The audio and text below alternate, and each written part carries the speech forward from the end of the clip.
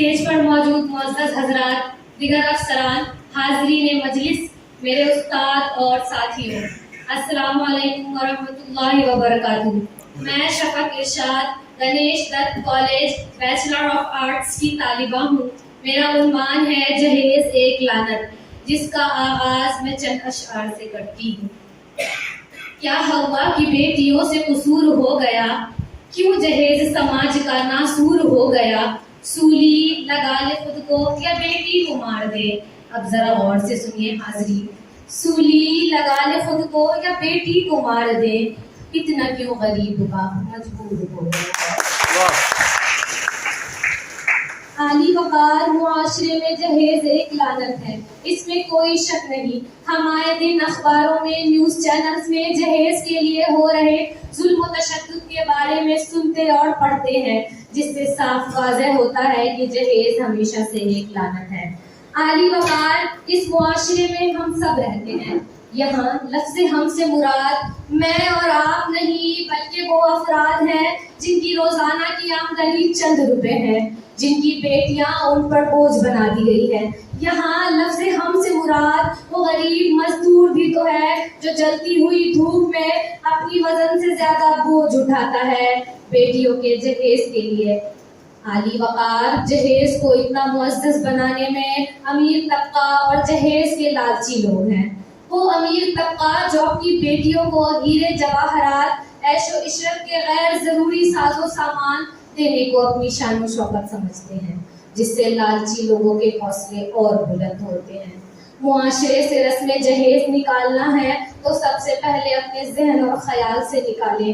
صرف social media پر نکاح آسان کرے جیسے پوسٹ ڈالنے سے نکاح آسان نہیں ہوتا، اسے اپنے ذاتی زندگی میں بھی لائیں۔ ہماری نوجوان نسل بھی جہیز کے اس وقت تک کے خلاف ہوتی ہے جب تک ان کی شادی طے نہیں ہو جاتی۔ جو آج تالیاں بجا رہے ہیں، کل وہ بھی جہیز لیں گے۔ عالی وقار، حالات کچھ ایسے ہیں کہ بیٹی کے جہیز کے فرنیچر کی پالش تک اتر جاتی ہے، پر باپ کا قرض نہیں اترتا۔ اوپر دیکھا تو چاند نظر آیا، چاند پر انسان نظر آیا، پوچھا ماجرا کیا ہے، پتہ چلا انسانی ترقی ہوئی۔ چاند سے زمین نظر آئی، زمین پر سمندر، سمندر میں گہرائی، گہرائی میں انسان، معلوم ہوا انسانی ترقی ہے۔